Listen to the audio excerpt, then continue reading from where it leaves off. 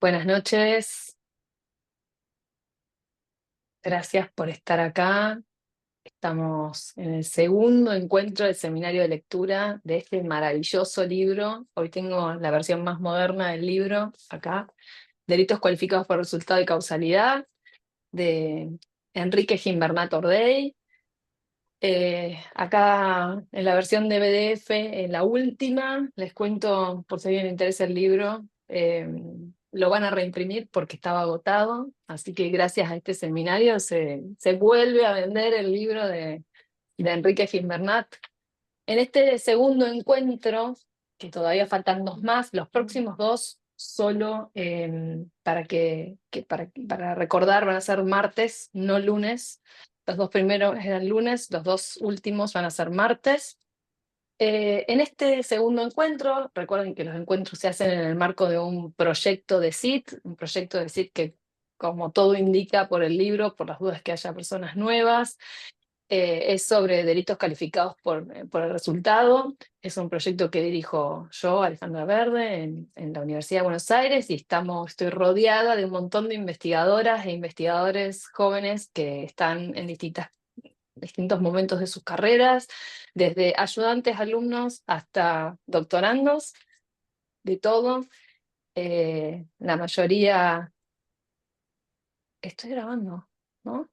La mayoría está, forma parte también de la actividad docente, etcétera, así que eh, muy emocionados con no estar solos en esta tarea de lectura, y por eso se nos ocurrió abrirlo, como contaba la otra sesión, y compartir esta iniciativa y socializarla y hacerla masiva, que por suerte tenemos las posibilidades de contar con esta tecnología que antes no era tan habitual y hoy nos ayuda a poder hacer estas cosas que solo nos cuestan un montón más.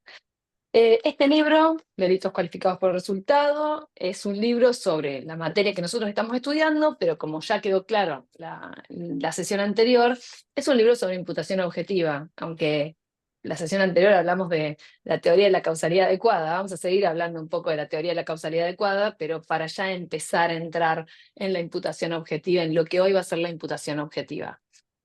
Hoy vamos a abordar las páginas 55 a 100. La sesión que viene ya vamos a ver un poquito más de páginas, ya no van a ser de 50 páginas, van a ser 75. Las dos sesiones que vienen van a ser dos sesiones de 75 páginas aproximadamente, pero también ya nos va a ser más fácil, porque ya vamos a estar cada vez más cerca de nuestro presente. Hola Nicolás, ahí te vi, te sumaste. ¿Cómo estás? Bueno, quiero aprovechar para saludar no solamente a los miembros de este grupo, sino también estoy viendo muchas caras conocidas ahí. Lo vi a Nicolás, pero también vi a una ex alumna mía, hola Jazmín, mira, ahí está. Veo Hola. gente, mi memoria, y ahí está, no falla. También veo a personas que nos vienen acompañando desde la primera sesión, así que aprovecho para saludar, que me gustaría que si tienen ganas después, también los que se vayan sumando nos vayan contando también de dónde nos escuchan, de dónde están compartiendo esta iniciativa. Esto siempre suma, y también porque el interés siempre ayuda a que podamos conformar esta red de estudio de dogmática penal que, que bueno, no tiene que extinguirse. Así que sigamos en esta tarea hermosa de leer este libro.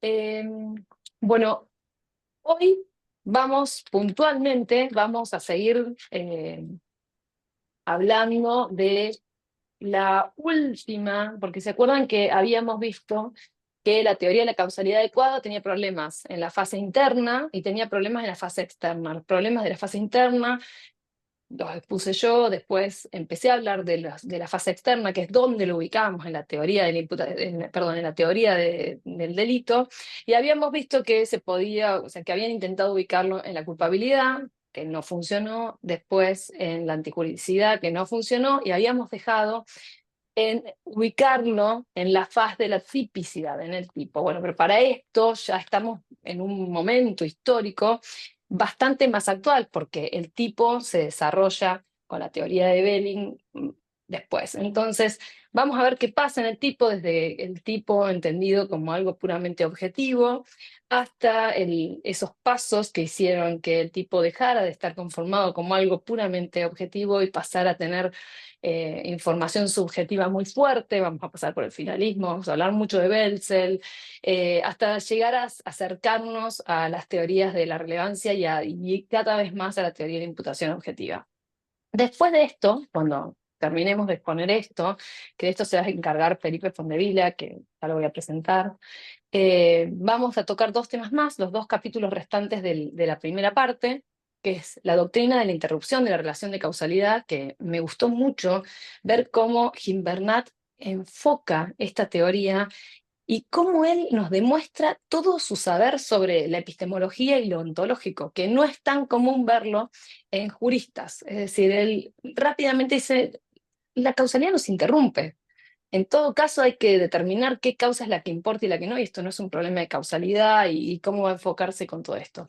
Y vamos a terminar la sesión de hoy con las teorías individualizadoras de la causalidad para ya en la próxima etapa ya empezar a hablar de teoría del delito más como la conocemos hoy. Va a empezar hablando Felipe Fondevila, que actualmente es egresado de la UBA, pero además está haciendo su especialización y su maestría en la Universidad de San Andrés, con este brillante alumno maestrando. Los dejo y quedo acá yo también para lo que para lo que vaya surgiendo. Después va a hablar Lucas Cogoso, que también está haciendo exactamente lo mismo, está un año más avanzado, o sea, ya está casi por presentar la tesis de especialización. Así que los dejo con ellos y retomo después. Gracias. Bueno, muchas gracias Ale por la introducción y la generosa presentación. Buenas noches a todos. Gracias por venir y por mostrar interés en el seminario. Como adelantó Ale, en esta sesión retomamos un poco la discusión sobre en qué estadio de la teoría del delito puede ubicarse la adecuación, es decir, esta problemática externa de la adecuación de la que nos habla Gimbernat. Alejandra y Agustina ya expusieron sobre las ideas que proponen incluir la adecuación en la culpabilidad y la antijuridicidad.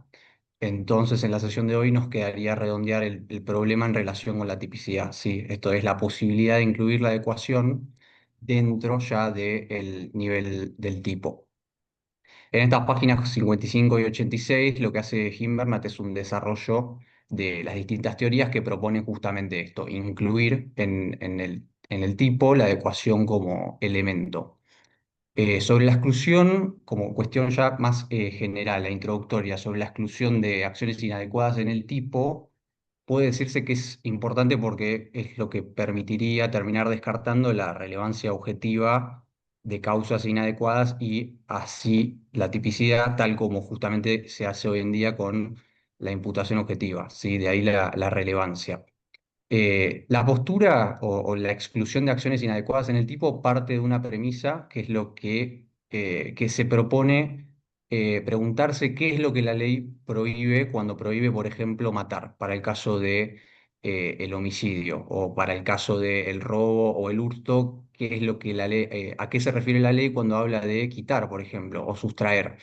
Se entiende, esta postura entiende que no se está hablando de un mero aporte causal cualquiera para una muerte, por ejemplo, en el caso del homicidio. En el punto uno, Gimbernat explica primero que nada el trasfondo que subyace a esta concepción, una especie de crítica, primero que nada, a la teoría de la equivalencia, que entiende lógicamente correcta y cita un montón de autores que entienden lo mismo, pero más allá de eso, la consideran insuficientemente útil. O sea, lo que tiene de virtud lógica le falta en términos de utilidad. Esto por las críticas que ya son conocidas de la teoría de la equivalencia, por la amplitud que tiene, el problema de la regresión al infinito, problemas que además se evidenciaron más todavía con la función de garantía del tipo que le adjudicó Belling a la tipicidad justamente.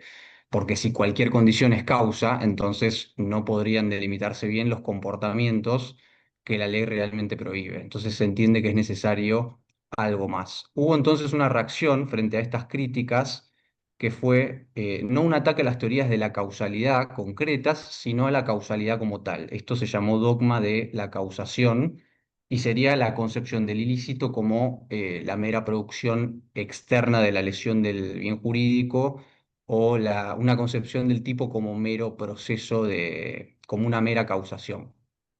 Helmut Mayer, se puede graficar esto con una cita que hace Gimbernat de Helmut Mayer, que dice que esto es una concepción bastante burda del mundo, porque los tipos no son justamente mera causación.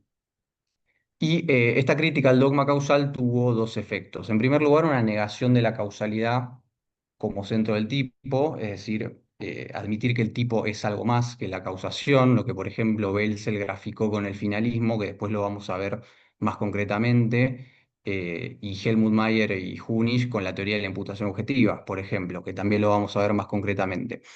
Y por otro lado, un reconocimiento de que el problema causal en realidad sería más restringido de lo que se le adjudicaba, de que cuando mucho podía ser un problema en casos border o límite de delitos de resultado, de homicidio o lesiones, por ejemplo, culposos. Después, Gimbernat en el punto 2 expone una primera teoría, que es la teoría de la causalidad adecuada. Esto básicamente es la adecuación o tratar la adecuación como teoría directamente causal. Y lo que se propone es directamente negar la causalidad de las acciones que ex ante no son peligrosas o no son esperables en cuanto a causar un resultado, no son previsibles. Entonces, directamente niega la causalidad. Hilbert te explica que al presentarse como una teoría causal, esto tiene problemas para justificar la relación entre adecuación y causación, porque en principio la adecuación referiría a una cuestión más normativa y la causación a una cuestión más naturalística u ontológica. Y cita autores que, por ejemplo, lo han querido justificar diciendo que en el derecho penal no se trata de cuestiones de lógica o que la ciencia penal tendría que desarrollar una teoría jurídica especial de la causalidad con resultados conformes a un sentimiento jurídico o de justicia. Cita, por ejemplo, a von Kries, von Hippel, entre otros.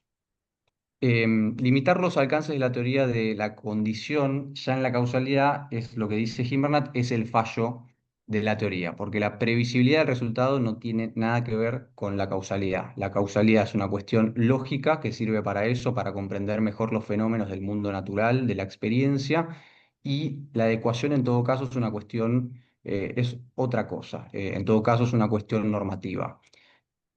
¿Significa esto que Gimbernat descalifica la adecuación como teoría en absoluto? No, lo único que está haciendo es una crítica de la adecuación como teoría causal, pero no le resta valor como teoría que tiene justamente un valor dentro de la dogmática de la teoría del delito, pero fuera de la causalidad.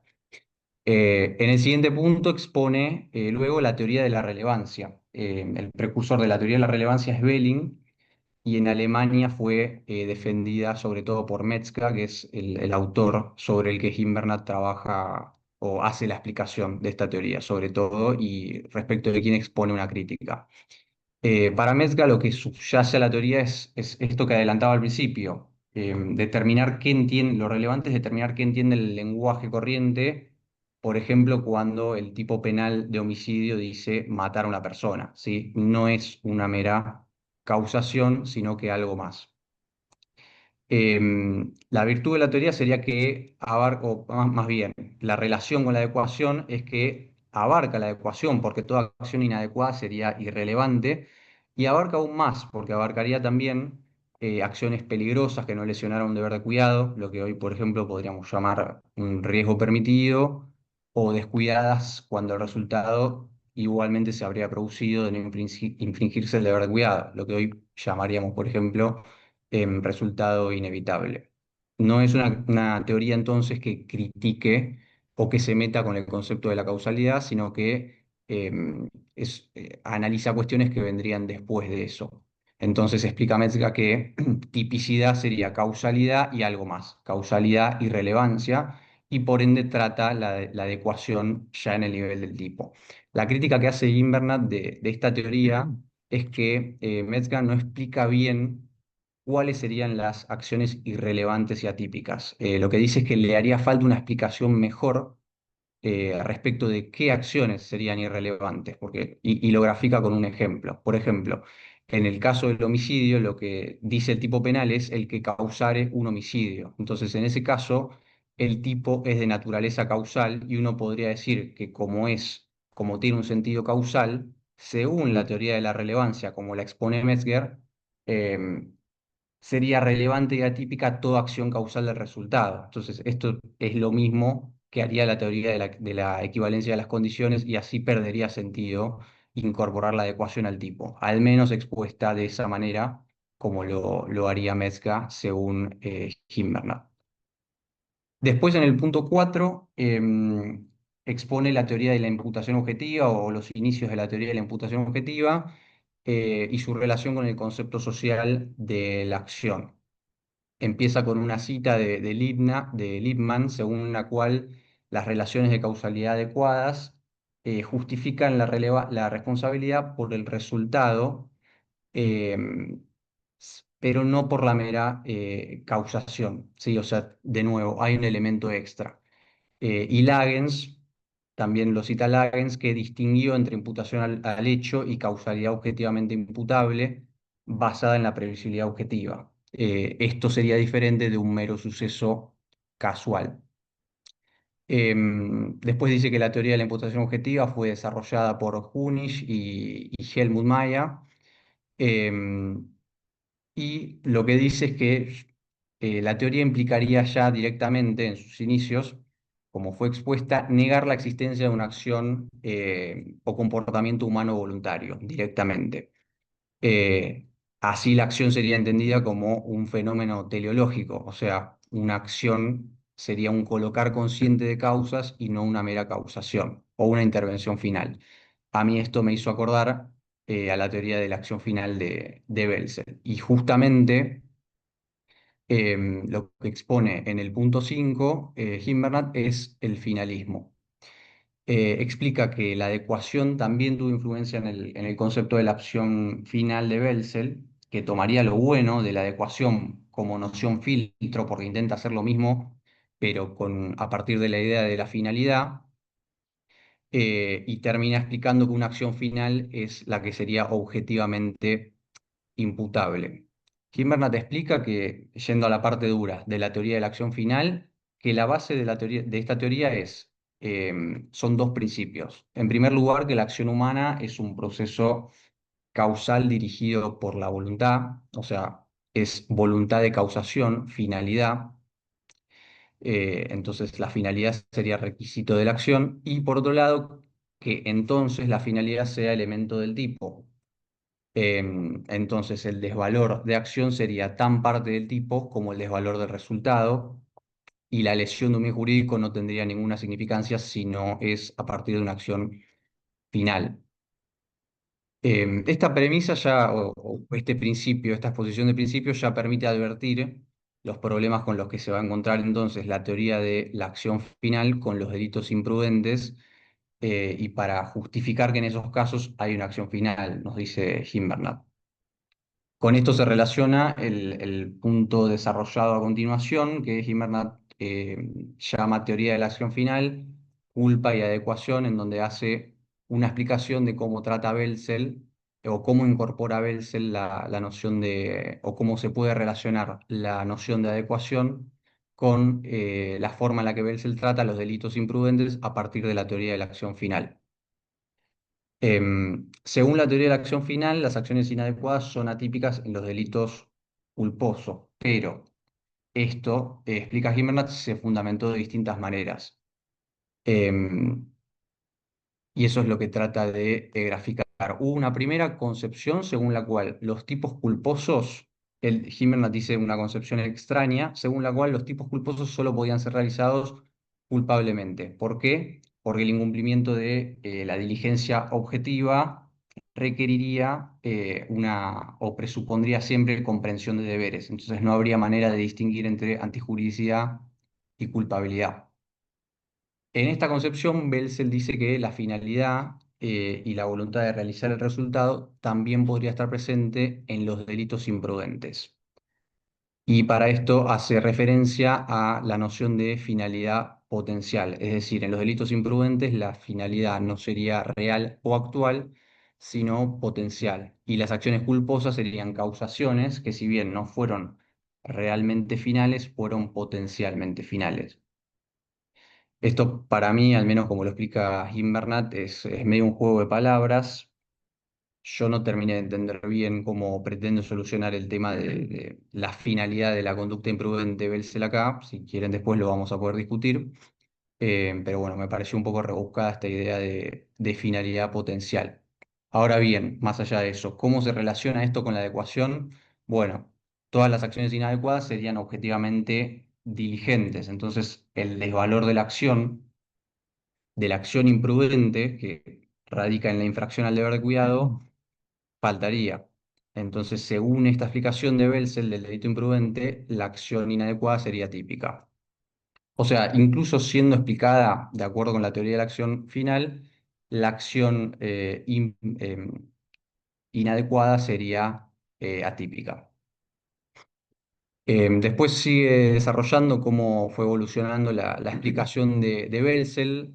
Gimbernat dice que después de críticas relacionadas con esta influencia de la culpabilidad que tenía la primera concepción, Belzel hace un giro, hace un cambio y explica de otra manera el tipo imprudente. Entonces pasa de hablar de finalidad potencial a finalidad actual, lo cual a mí me cierra un poco más. Ahora bien, la finalidad actual no sería respecto del resultado, sino en todo caso de la acción poco cuidadosa. Por ejemplo, no sé, conducir en exceso de velocidad. En ese caso, la finalidad actual sería de la propia conducción poco cuidadosa y no respecto del resultado. Entonces, con esta noción trata de justificar que aún así habría una finalidad actual. Lo que pasa, dice Gimbernat, que esto sería en todo caso una finalidad dirigida a un resultado extratípico o irrelevante jurídico penalmente. No sería una finalidad referida al resultado y un legítimo desvalor de acción, por así decirlo. Esto no tiene el problema con la culpabilidad que tenía la explicación anterior, pero, dice Gimbernat, sí tiene un problema en cuanto a que la finalidad y la desvalor de acción no coinciden, porque, como acabo de decir, si bien habría una finalidad de realizar una acción, sería finalidad de realizar una acción irrelevante y no voluntad de realizar el tipo, o sea, no habría verdaderamente desvalor de acción. Esto es relevante porque Belzel, después de este cambio de concepción, también pretende explicar la tipicidad de acciones inadecuadas por el desvalor de acción. Pero en realidad, como dije, la conducta adecuada o imprudente no podría implicar nunca ese desvalor, porque como mucho implica una finalidad de realizar una conducta extratípica. Por ejemplo, manejar en exceso de velocidad, más no realizar el resultado. Entonces, Gimbernat en este punto concluye que lo importante no es si la causa inadecuada es o no final, sino que lo que importa es que ya en términos objetivos nunca podría ser incorrecta, lo que permite filtrarla ya en el campo del tipo. Y finalmente, en el punto 6, Gimbernat hace una exposición de otras opiniones que permiten tratar la adecuación en el tipo, lo hace muy sucintamente. Yo creo que permiten, que dan cuenta de que ahí está la base de la teoría de la imputación objetiva con la exposición que hace, y por ejemplo nombra y cita a Roxin, que decía que la lesión del deber objetivo de cuidado sería ya un presupuesto del tipo, porque no es posible infringir la norma si no se lesiona en modo alguno un cierto nivel de diligencia. Y no es posible exigir más que la diligencia posible o prescripta, dice, o exigible, valga la redundancia, porque eso sería irrazonable. Em, y eso es todo. Eso ahí llega hasta el punto 6. Después hace una pequeña exposición en el punto siguiente en relación con el derecho comparado español, pero eso creo que yo lo pasaría. Creo que le daría la palabra a Lucas. Gracias, Feli. Vamos con Lucas y después discutimos entre todos. Gracias. Bueno, muchas gracias, Alejandra, Felipe. Hago propias sus palabras de agradecimiento y bienvenida a todos los presentes.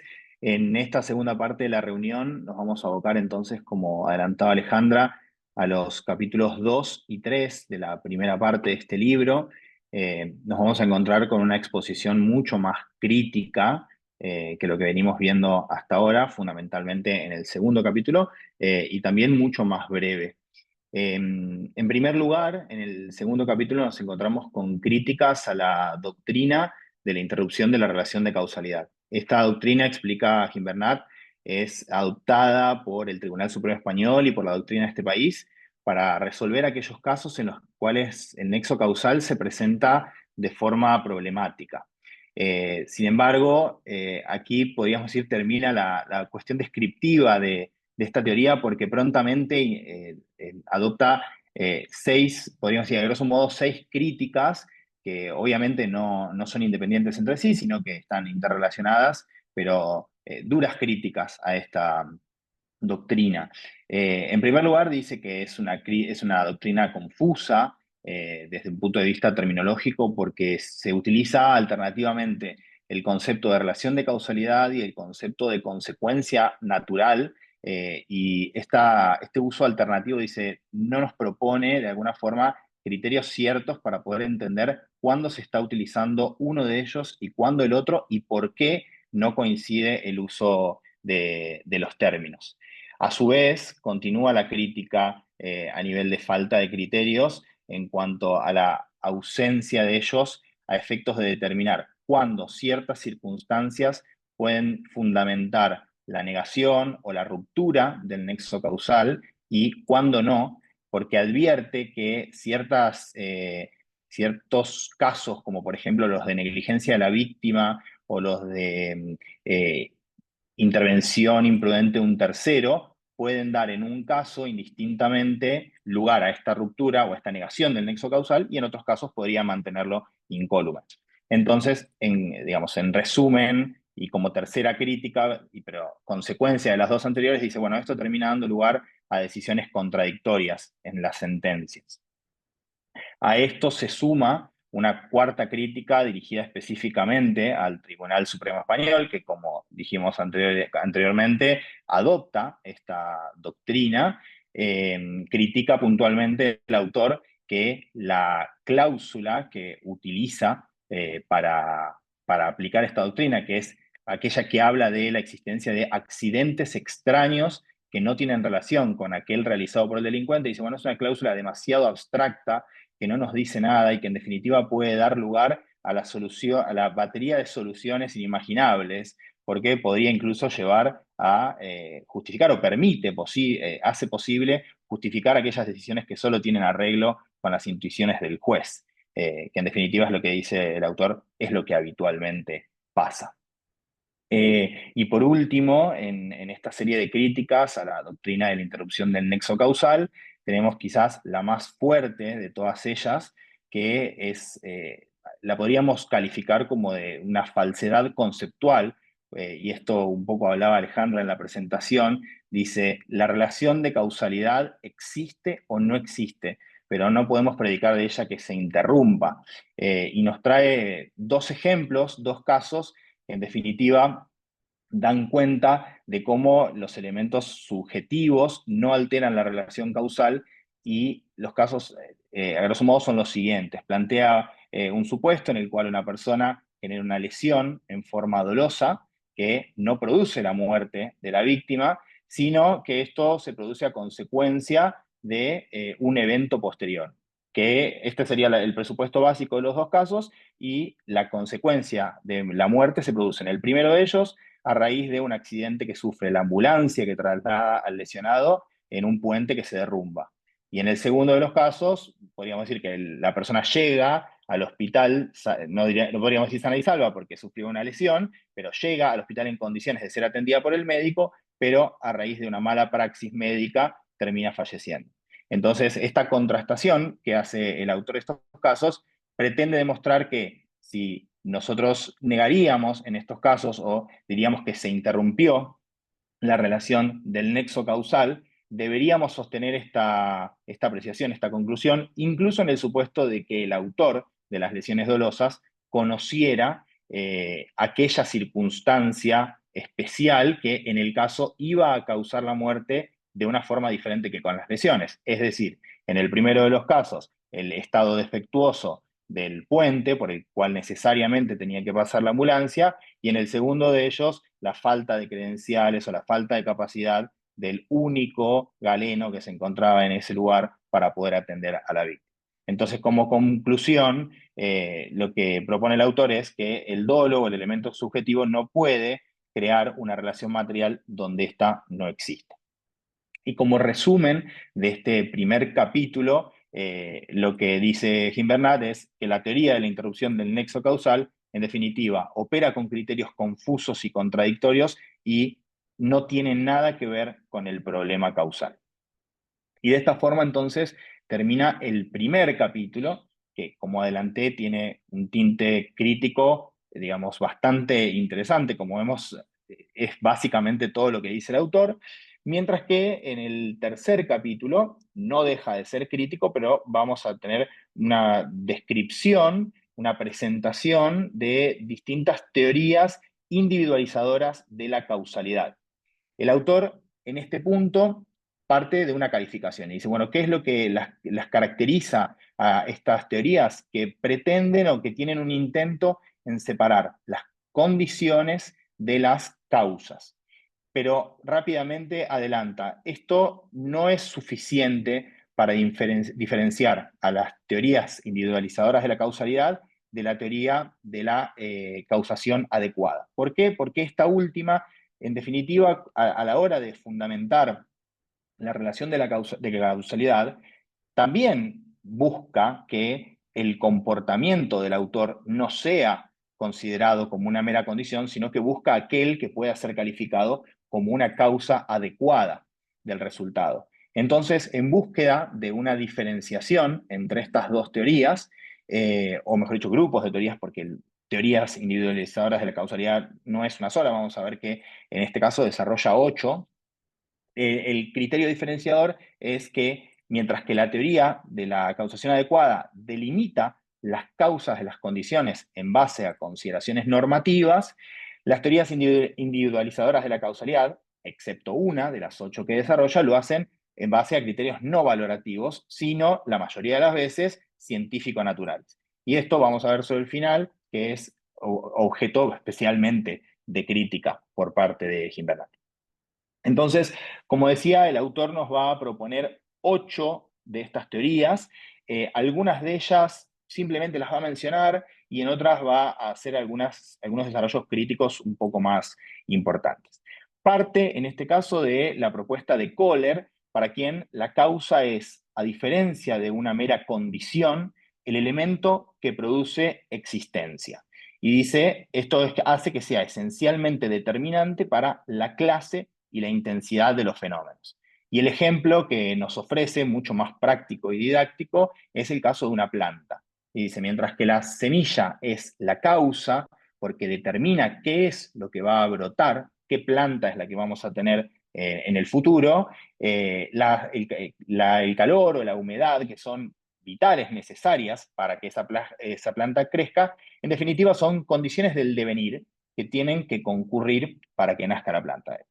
Este ejemplo es el que utiliza entonces para ilustrar la propuesta de Kohler, pero prontamente se aboca a criticarla.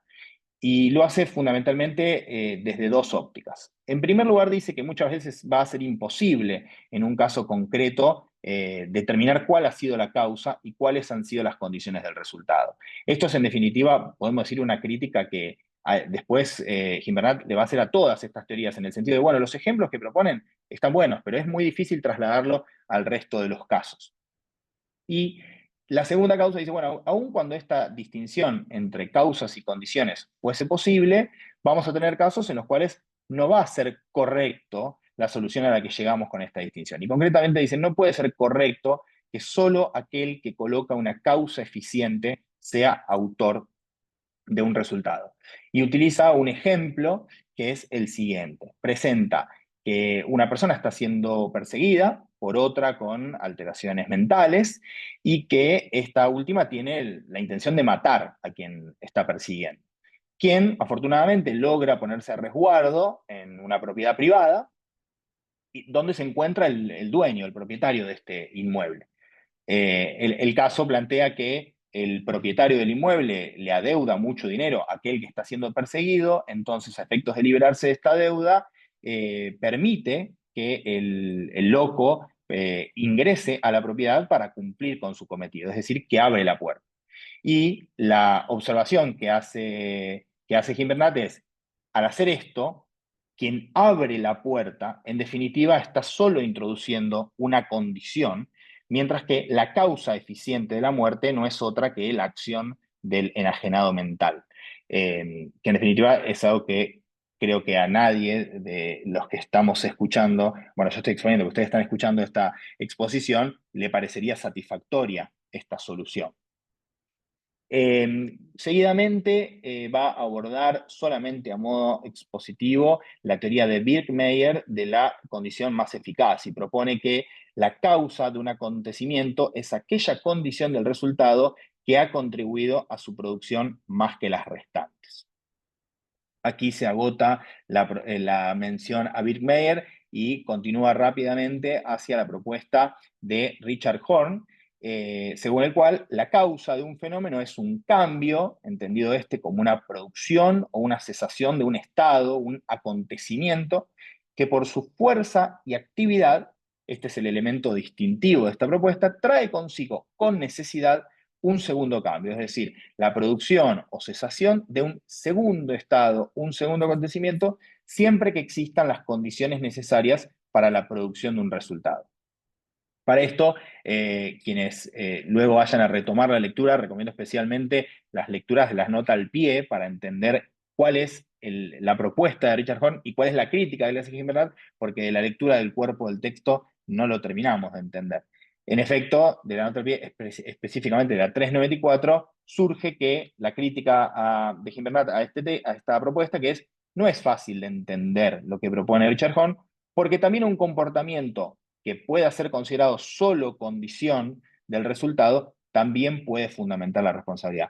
Por supuesto que para entender bien cuál es esta crítica tendríamos que conocer muchísimo más, de todos modos, cuál es la propuesta del autor citado. Continúa en cuarto lugar con la propuesta de Binding, según quien todo cambio en el mundo es el resultado de una lucha victoriosa, de una fuerza sobre la otra. Y propone que existen en definitiva dos formas de producir un resultado: reforzando las fuerzas que van a tender hacia ese resultado, o bien debilitando aquellas que se le oponen a la realización de ese resultado. En definitiva, la causación se produce cuando obra una superioridad de las fuerzas tendentes sobre las impedientes. Sería el resumen de la propuesta de Binding. Esta mención da pie al autor que sigue, que es Ortmann, quien parte de la propuesta de Binding hacia su teoría de la última condición. Es decir, si partimos de la base de que causa es aquella condición que trae victoria a las fuerzas tendentes sobre las impedientes, solo debe ser considerada causa de este fenómeno, propone Ortmann, el último de aquellos acontecimientos que condicionó la realización del fenómeno, es decir, la última acción humana que apareció en la cadena causal. Y acá vuelvo sobre una observación de Gimbernat que había adelantado, pero que específicamente la hace en este punto del texto, que es las propuestas que hacen los conceptos de causa de todas estas teorías, nunca están en condiciones de abarcar todos los comportamientos dignos de ser castigados. De modo que, para que no dejen afuera ninguna, podríamos decir, intuición o que no sea contradictorio a lo que nosotros como...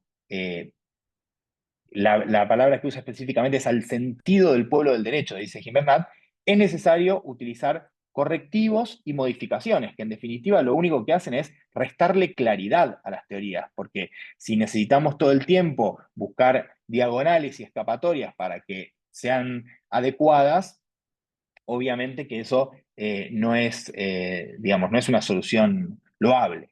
Y justamente parte con esta observación para criticar a la teoría de Ortman y dice, bueno, si nosotros solamente vamos a tener en cuenta la última acción humana que apareció en la cadena causal, deberíamos arribar a la conclusión de la no punibilidad del autor mediato. Y aquí es cuando específicamente dice, esto es contrario al sentido que tiene el pueblo del derecho. ¿Y cómo lo vamos a solucionar? Con una ficción, es decir, equiparar el comportamiento del autor mediato ad hoc a las acciones, porque no queremos que queden afuera de la teoría.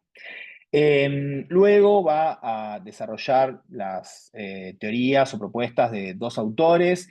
La primera de ellas diferencia tres clases de condiciones en favorecedoras, impedentes e indiferentes, siendo que solo la primera de ellas, es decir, las favorecedoras, es aquella respecto a las cuales van a responder los autores. Esto vemos quizás una similitud con las propuestas anteriores, pero veo que no tiene mayor relevancia, no es objeto de críticas por parte de Gimbernat, como tampoco lo es la teoría de las generaciones de Meyer, según la cual una condición es jurídico penalmente relevante cuando forma con la causa del resultado una generación. Y existen tres maneras para ello, puede ser causalmente, teleológicamente y potencialmente. Esto es descrito por Gimbernat con ejemplos, pero como decía, tampoco es objeto de críticas. Y especial consideración merece la última de las teorías que reseña, que es la propuesta de Nagler. Para el momento en el que escribe Gimbernat este libro, el autor lo presenta como la más reciente teoría individualizadora y advierte, y por eso yo al principio de esta exposición dije que la crítica o la distinción que establece con la teoría de la causación adecuada no le cabe a esta última porque dice, se aparta de sus predecesores en lo que respecta al criterio que utilizan para delimitar causas de condiciones. Mientras que todas las teorías anteriores recurrían a medidas científico-naturales para esta delimitación, la teoría de Nagler opta por hacerlo en base a criterios sociales valorativos. Y según esta lógica, causa equivale a condición decisiva en una relación social para el surgimiento del resultado. Y de esta forma, entonces, Gimbernat concluye, agota la descripción y críticas, digamos, específicas a las distintas teorías individualizadoras de la causación. Lo que hace es desarrollar, por último, dos objeciones de carácter general. La primera ya está súper spoileada, que es que se construyen sobre ejemplos claros de distinción entre causa y condición, pero la aplicación a la mayoría de los casos es imposible. Al igual que la crítica que le cabía a las teorías de la interrupción del nexo causal, carecen de contornos precisos y esto conduce a que su aplicación por parte de la jurisprudencia sea contradictoria.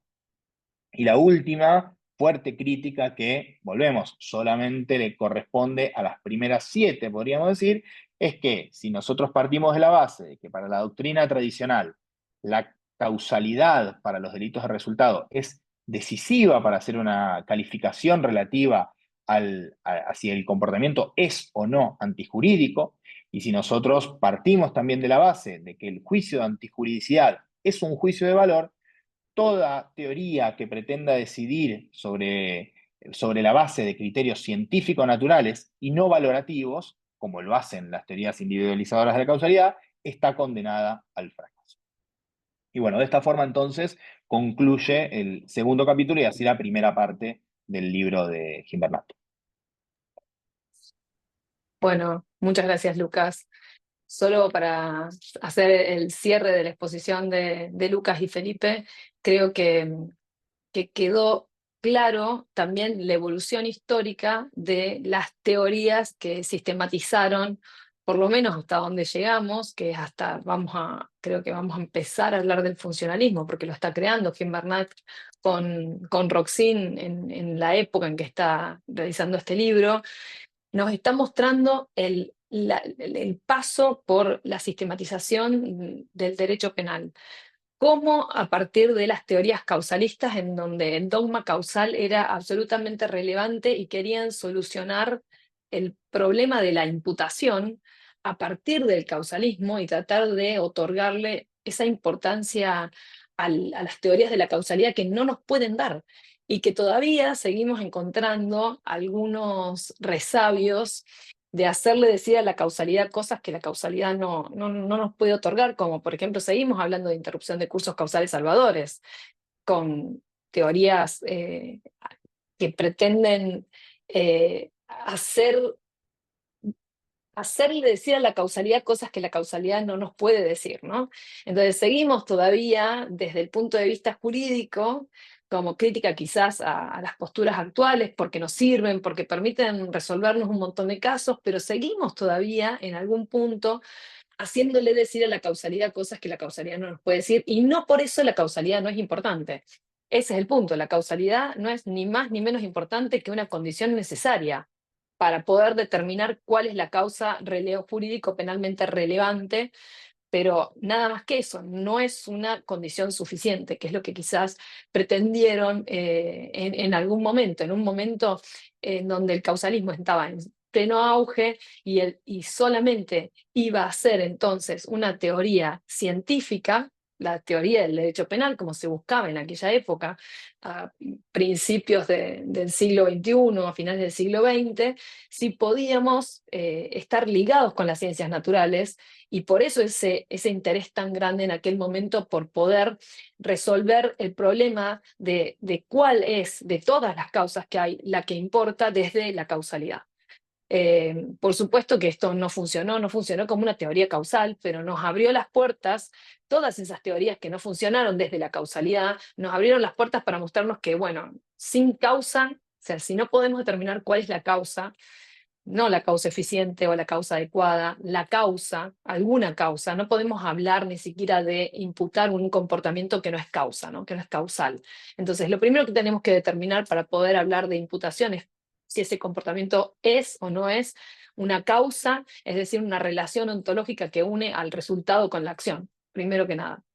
Y después vamos a ver cómo tiene que ser esa segunda relación que existe entre el resultado y la acción, o entre la acción y el resultado, que va a ser valorativa, que va a ser normativa, que de a poco vamos a ir construyendo, no, nosotros no, ya ellos van a ir construyendo la teoría de la imputación objetiva, pasando desde una teoría de la relevancia a un finalismo en donde ahí se cuelan eh, el sentido de la acción social y un montón de valoraciones que van a ir más allá de lo objetivo, y después va a venir todo ese contorno para dar criterios objetivos para ver cuáles de todas esas causas son las que jurídico-penalmente importan, y mucho después poder separar todo esto de lo subjetivo del objetivo dentro de la teoría, dentro de la imputación, dentro de la tipicidad incluso. Creo que lo más importante que nos mostró este capítulo es ese paso, ese paso que nos va a permitir llegar a la teoría de la imputación objetiva, de la reprochabilidad objetiva, como va a hablar Gimbernat, con todo ese background. Es decir, no es que de un día para el otro vino Roxane y Gimbernat y trajeron una teoría, sino que fue realmente el perfeccionamiento de muchos años, de muchos autores tratando de plantear el desarrollo de esos criterios y poder ubicarlos en el lugar correcto, o sea, probar ubicarlos en un montón de lugares dentro de la teoría del delito sin perder la cientificidad que se tenía tanto miedo de perder a la hora de imputar comportamientos. Entonces, la conclusión de todo esto sería que el problema causal no es que no es importante, sino que no es lo importante que los causalistas en su momento pensaban que era. Es decir, es simplemente una condición necesaria y será cuestión de ahora seguir buscando y seguir perfeccionando cuáles son esos otros criterios, esas otras valoraciones que tenemos que hacer para poder diferenciar entre las meras causas de aquella condición que vamos a tomar como imputable, ¿no? Entonces, con esto quisiera ver si alguien tiene ganas de comenzar a hablar de algún tema en particular. ¿Quién se anima? Hay mucho para hablar de esto. A ver, ¿quién tiene ganas?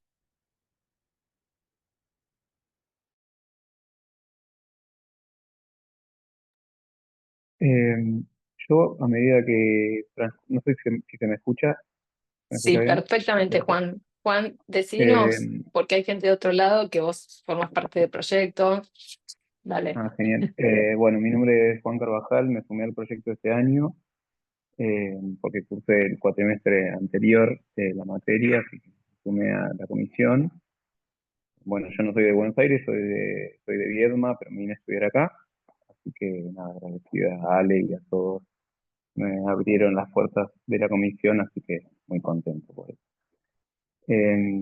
Bueno, por ahí la cuestión que lo que me rumiaba mucho en la cabeza mientras hablábamos del tema de, de la adecuación y cómo se desarrollan los cursos causales, a mí siempre un tema que nunca pude terminar de entender, quizás, y que por ahí tiene que ver con esto, es lo que siempre nos explican sobre los errores sobre el curso causal y si hay una desviación esencial y si eso se trata como una cuestión del tipo subjetivo de lo que se representó el autor de ese curso causal o si se resuelve antes en la imputación objetiva.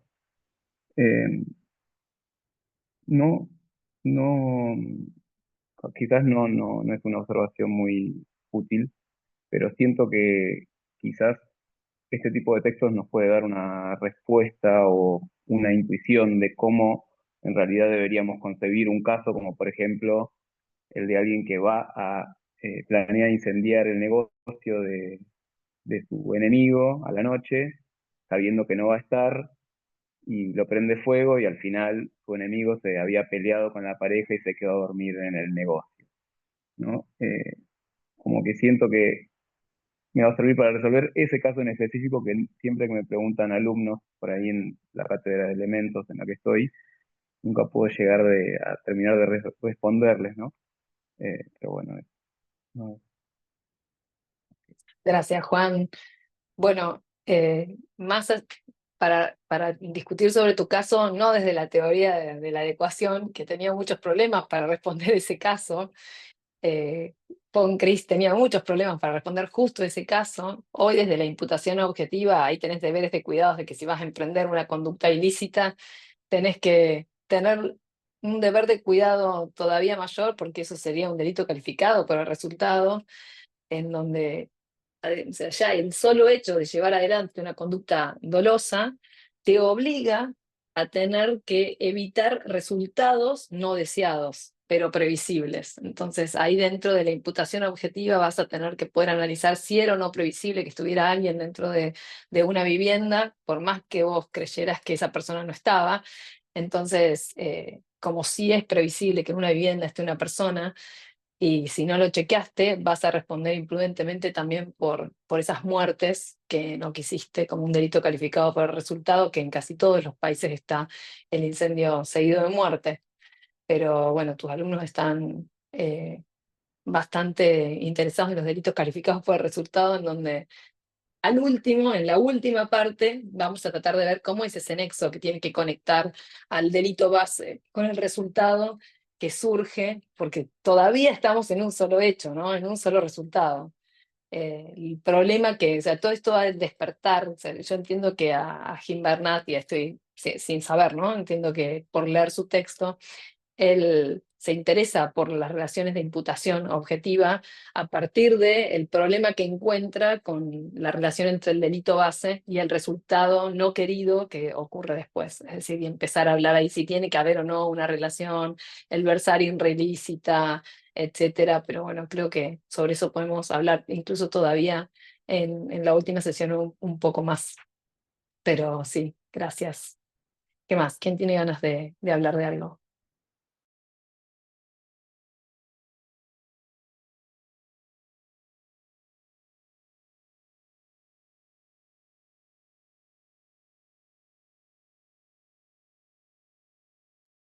Hable nomás, no se puede. Hay una mano levantada ahí, Nicolás. Ahí está. Ahí está, Nicolás. Que por fin lo conozco, le conozco la cara, lo conozco por las redes, nada más a Nicolás. Hola. Muy buenas noches, Alejandra, y un cordial saludo a todos. Yo no soy de Argentina, soy un estudiante de Derecho como todos los que estamos acá presentes y apasionado por estos temas. Eh, yo tengo varios comentarios, no sé qué tantos pueda yo decir que sean provechosos, pero esta es una obra muy interesante.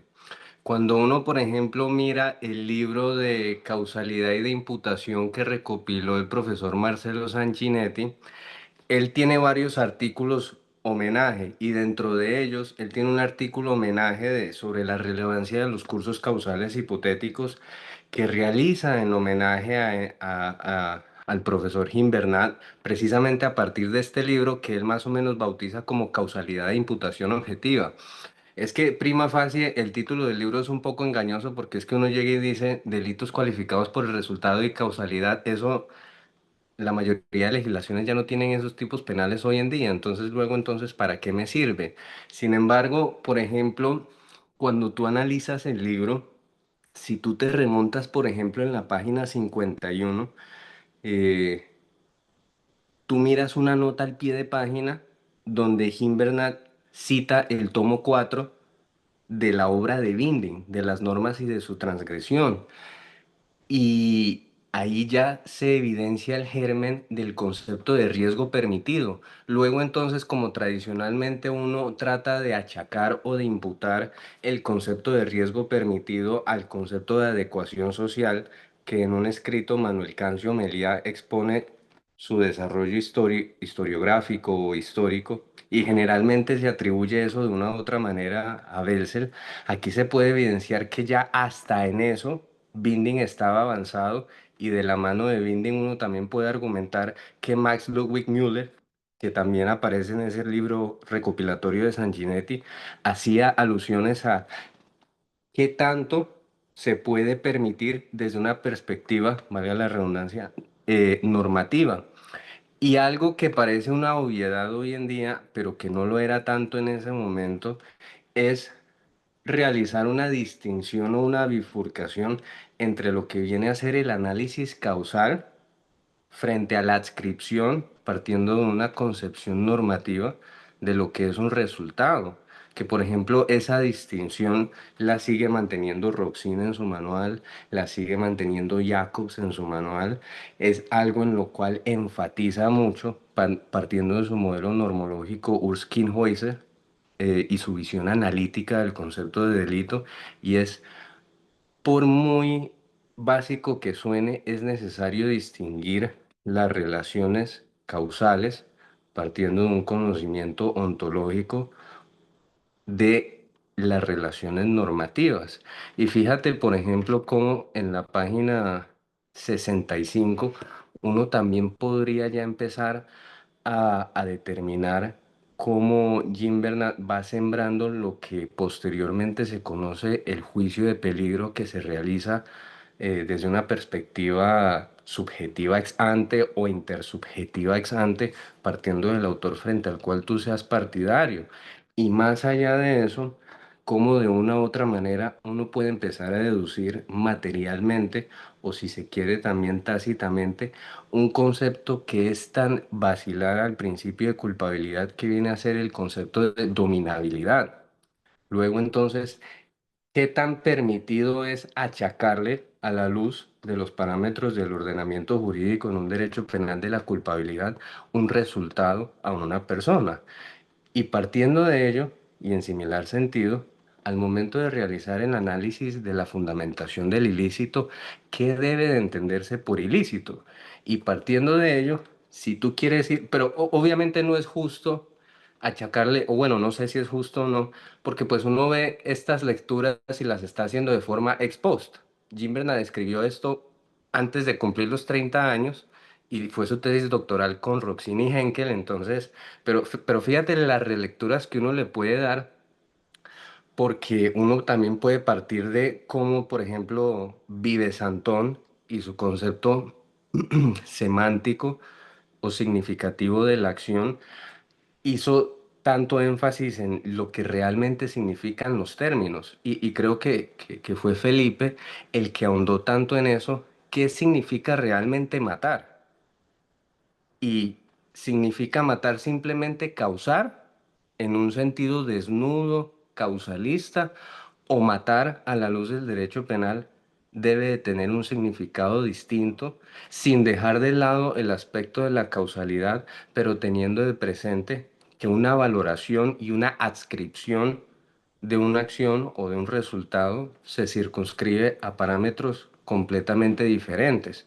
Entonces, esos son, pues yo tengo otros, pero esos son más o menos los pequeños aportes que quería hacer, porque esta es una obra realmente trascendental. No sé qué piensas tú o qué piense cualquier otro. No sé qué tan errado o qué tan descachado estoy. Gracias, Nicolás. La verdad es que, mira, para, si yo tuviese que decirle a un alumno de que arranca un doctorado, una maestría y empieza a estudiar sobre algo de imputación objetiva, sobre algo de teoría del delito, esto es obligatorio. Y me va a decir, delitos cualificados por el resultado. No, no, está bien. Él ahí encontró un problema. Históricamente tenemos que pensar que en España, o sea, la cláusula, la famosa cláusula, como el parágrafo 18 del StGB alemán, que dice que en los delitos calificados por resultado, que se puede interpretar así, solamente se puede atribuir responsabilidad si solo, o si por lo menos hay imprudencia, en España por los 80 se introduce. Entonces, hasta ese momento hubo una discusión gigantesca acerca de cómo tenía que ser la atribución de esos resultados.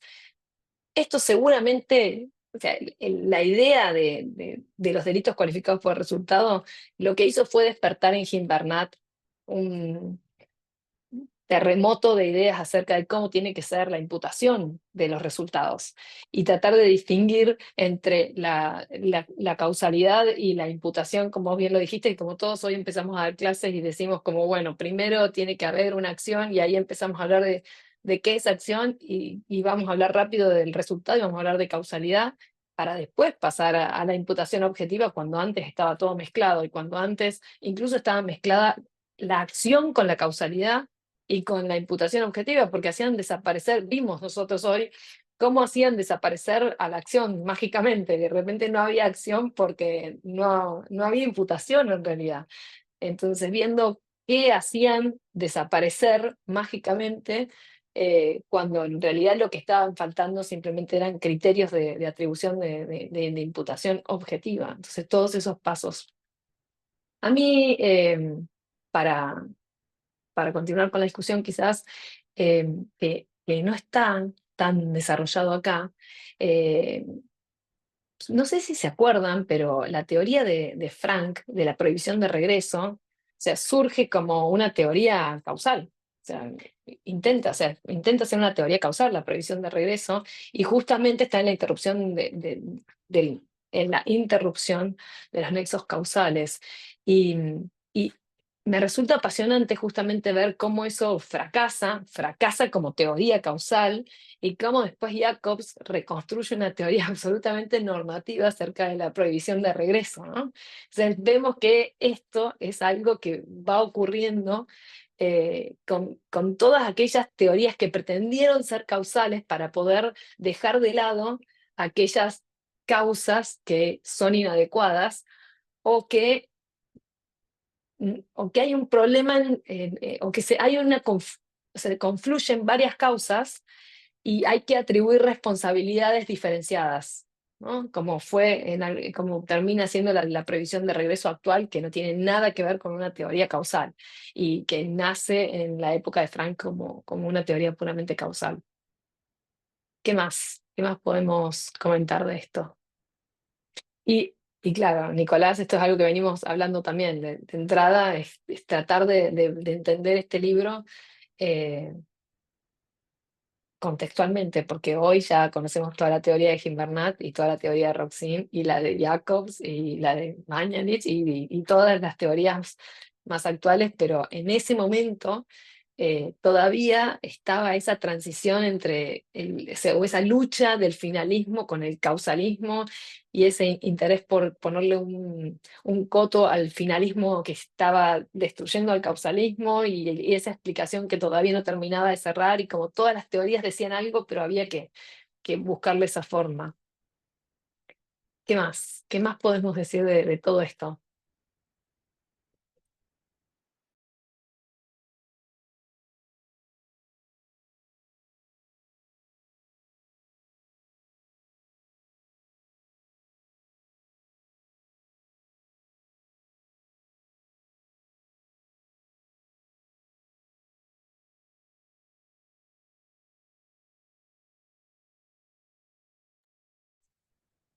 Yo me había notado algo mientras ustedes hablaban. Creo que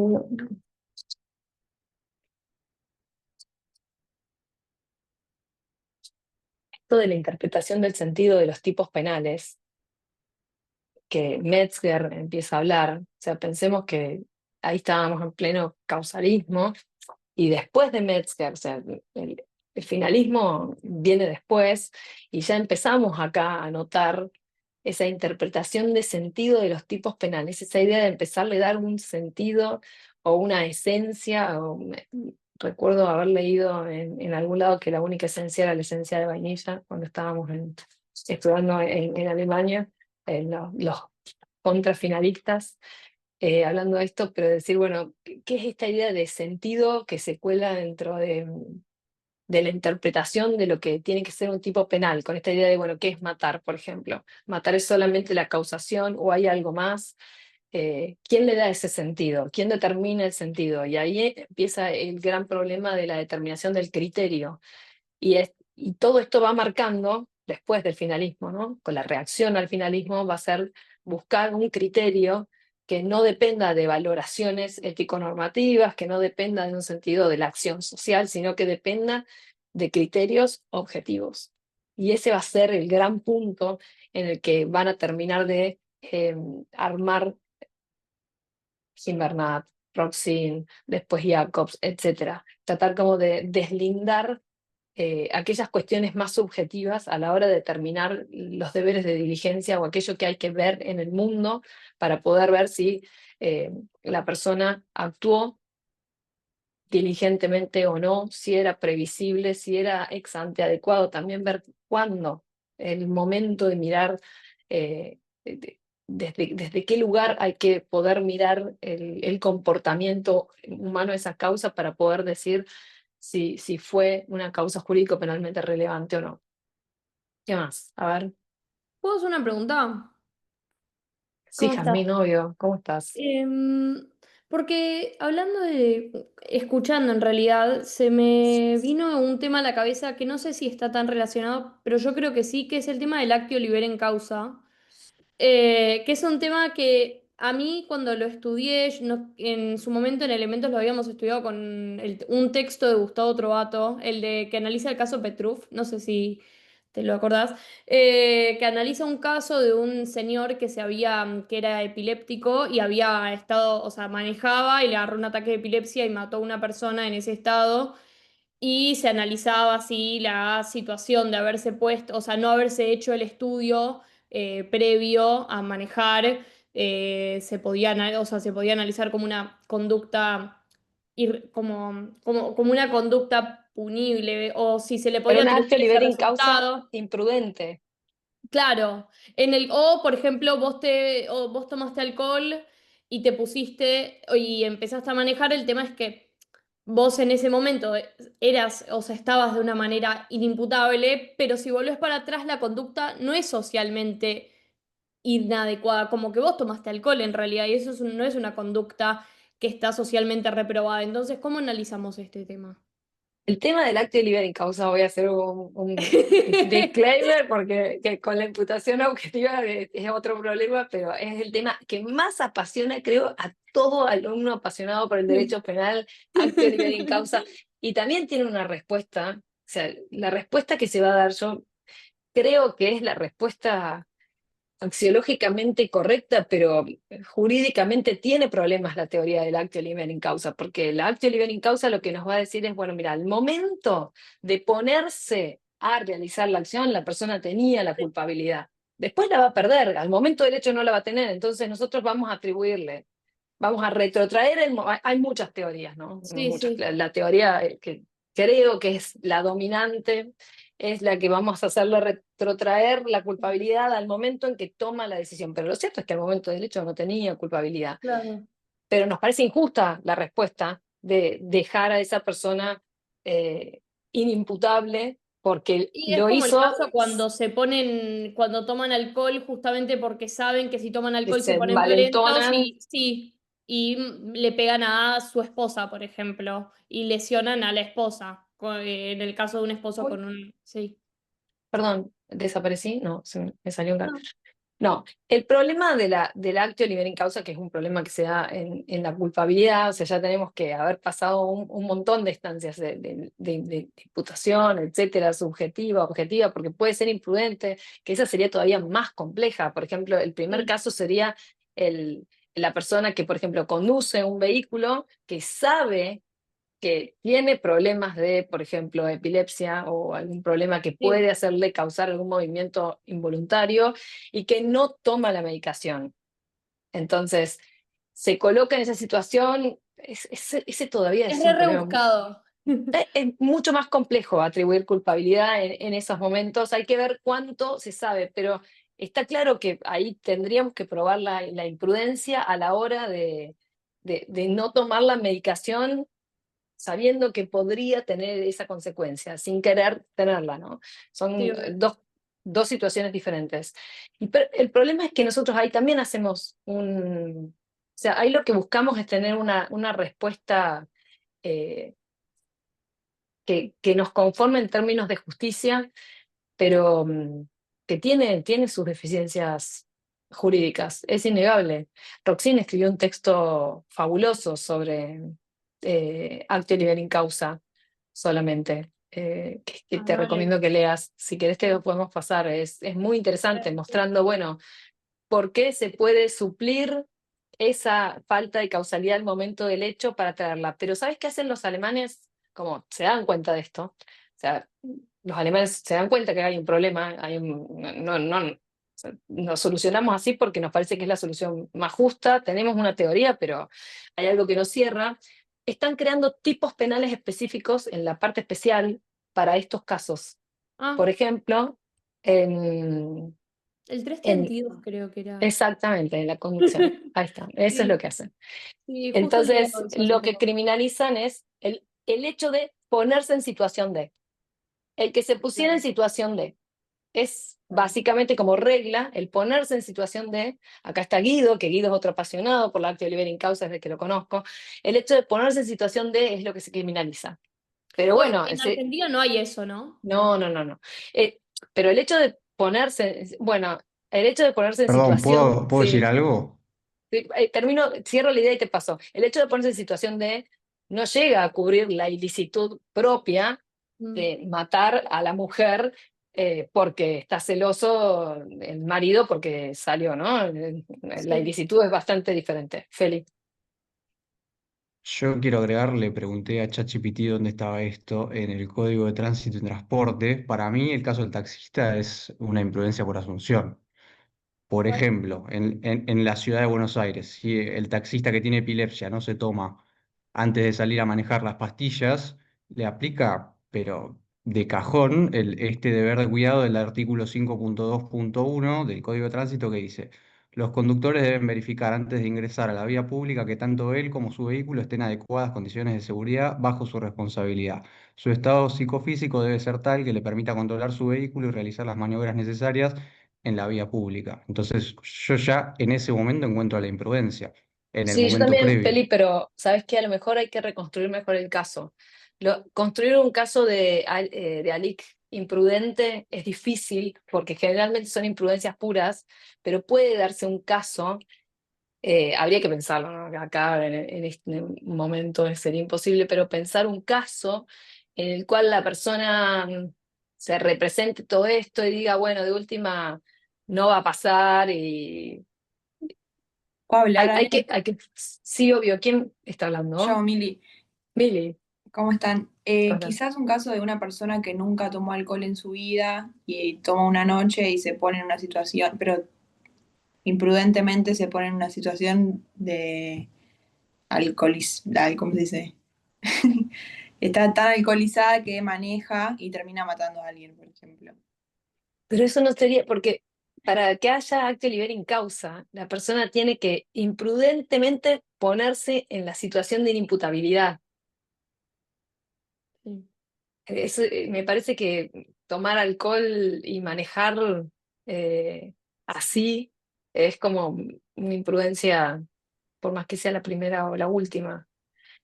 Pero tenemos que salir del acto de libera causa urgente. Sí, no, yo aprovecho ahí para salir un poco de la discusión de ahí de la LIC. Primero que nada, gracias a Feli y a Lucas, a Lu, por la exposición, súper claros y la verdad que es súper claros y analíticos. Y yo no puedo dejar de pensar cuando pensamos o cuando planteamos el nexo de causalidad o la causalidad como, bueno, esto es una condición necesaria, necesitamos discutir algo más, ¿no? Digo, imputación objetiva, etcétera, etcétera. Pero yo no puedo dejar de salir, y creo que esto lo he discutido bastante con Alejandra al respecto, de la causalidad en qué hacemos con los casos en donde ese nexo entre acción y resultado no está mediado por una ley causal, sino por una ley estadística o probabilística. Digo, tampoco nos termina, o sea, digo, ¿qué hacemos con esos casos? ¿No? Con los casos de, ¿cómo se llama este caso que siempre me olvido el nombre? El pincel del pelo de De cabra. cabra. Ahí está. O no sé, el caso de Silvina Luna y Lotoki. Digo, hay un montón de casos en donde creo que casi no estaría en discusión la En la violación omisión, en la omisión, en en la cualquier omisión omisión.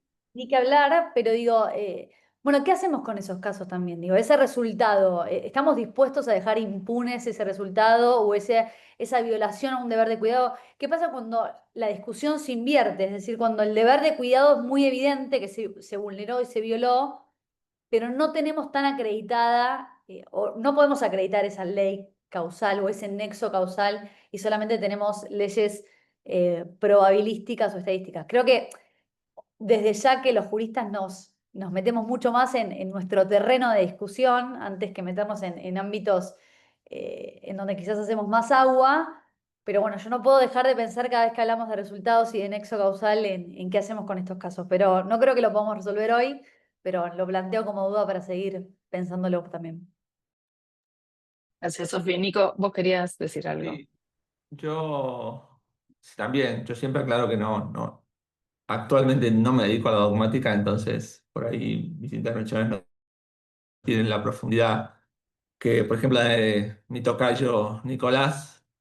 Pero bueno, yo lo que anoté de lo que leí, un poco también de la discusión, es algo que dijiste vos, Alejandra, de que se empieza a ver cómo el tipo penal deja de ser un tipo causal y deja de ser un tipo, y pasa a ser un tipo cargado de sentido, que a mí siempre me pareció esto como muy importante, y también lo que decía Nicolás y los expositores, qué significa matar, que por ahí ese ejemplo es algo más claro, pero bueno, después tenemos ejemplos más complejos donde hay un montón de tipos penales que encajan formalmente la conducta en la descripción, pero cuando uno dice, bueno, pero esto que es una descripción medio abstracta, o una palabra muy amplia, esto que el tipo cargado de sentido, va a decir, bueno, pero ¿realmente eso te parece, por ejemplo, explotar?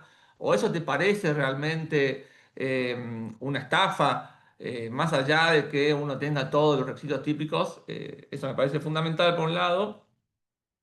También anoté acá que en un momento en el libro hablan de un tipo penal monstruoso, que me pareció una expresión interesante porque lo que dice Gimbernat es que es un tipo que no filtra nada, ¿no? Donde todo sería típico y todo debería ir hacia la antijuridicidad para ver si la conducta está permitida o no. Y hoy yo eso también lo planteo como duda, yo creo que ya estamos muy sobre la hora, pero hoy en día medio se ha invertido un poco este asunto y el tipo penal hoy en día parece un tipo, que también escuché una palabra que me llamó la atención hace mucho, que decía un tipo hipertrofiado, donde la imputación objetiva es enorme y realmente no sé si, quizá con la idea de cumplir la función de garantía un poco mejor, pero es un tipo ya que tiene de todo adentro, ¿no? Tiene riesgo permitido, tiene provisión de regreso, tiene principio de confianza, tiene competencia de la víctima, después tiene el tipo subjetivo, todas las discusiones, bueno. Entonces, hemos pasado de un tipo que no filtraba nada a un tipo hipertrofiado que no sé si puede cumplir adecuadamente la función de garantía, que además está llena de criterios valorativos, que eso es lo que decía yo el otro día, no se sabe muy bien quién decide cuáles van a ser esos criterios valorativos, y bueno, eso me parece que puede ser un problema, aunque yo, como digo, yo no me dedico a la dogmática, pero incluso si hoy en día ya está como abandonándose esta estructura básica de la teoría del delito por ideas de imputación más hegeliana, pero bueno, yo ahí ya no me meto porque ya no llego. Me llamó la atención también lo de Mesger, que la verdad que cuando Mesger explica la teoría de la relevancia, es muy claro. Después, a mí me parece que la crítica de Gimarnat dice ahí, bueno, en realidad no termina de fundamentar, pero Mesger es muy claro, él dice, mire, la causalidad es un problema y la relevancia normativa es otra, o sea, no confundamos. Y de hecho es bastante claro, y esto también es algo que dice mucha gente, los funcionalistas retoman el neocantismo, creo, y que algunos dicen, bueno, se interrumpió hubo ahí un problemita en Alemania que todos sabemos cuál fue, que terminó ahí barriendo a todos los neocantianos, y por eso Belzel después dijo, bueno, no, busquemos algo más firme, esto de las estructuras lógicas objetivas, porque bueno, uno obviamente cuando lo estudia Mesger, yo me acuerdo hace también muchos años leí el manual de Mesger que había traducido, no me acuerdo que lo produjo Hammurabi, no me acuerdo quién es el traductor, y la verdad que es un manual interesante todo, pero bueno, uno no puede dejar de pensar que, después leí el libro de Muñoz Conde y no puede dejar de pensar que, bueno, que Mesger era un nazi convencido, entonces, esto, ¿no? Me decía, bueno, si esto está lleno de criterios valorativos, y un poco hay que desconfiar de los criterios valorativos de una persona que quería exterminar a toda la población que no sea alemana, digamos. Entonces, bueno, es algo complejo. Y por último, me pareció que empieza a surgir ya en esta discusión sobre el tipo penal, el tema de disvalor de acción y disvalor de resultado. Y a mí me parecía muy interesante la tesis de Tobias Schleider, que había publicado Didot, donde él decía que, bueno, que todo sistema de imputación se construye en base a un cuerno que tiene dos dilemas.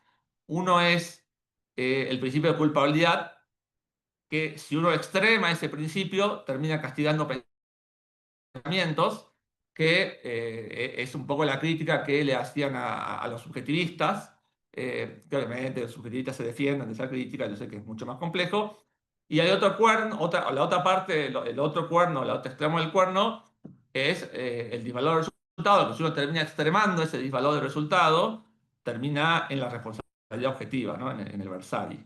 Entonces, aquí uno empieza a ver cómo estas teorías de la imputación objetiva o de la reprochabilidad intentan moverse entre estos dos extremos y tratar de encontrar criterios de imputación justos, que es, yo creo, como la gran pregunta, la gran cuestión de todo este tema es cómo construir un sistema de imputación que sea justo.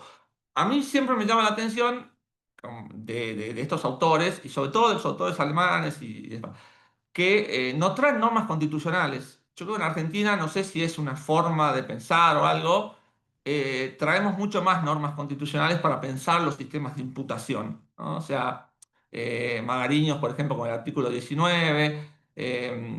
La discusión me parece, por lo menos en este punto, en el libro de Gimenay y por lo que yo he leído de manuales alemanes, es más en el plano de la lógica y de los criterios normativos, de interpretación de normas, pero no dice, no, bueno, miren, yo parto de acá porque el artículo tanto de la ley fundamental alemana dice esto, ¿no?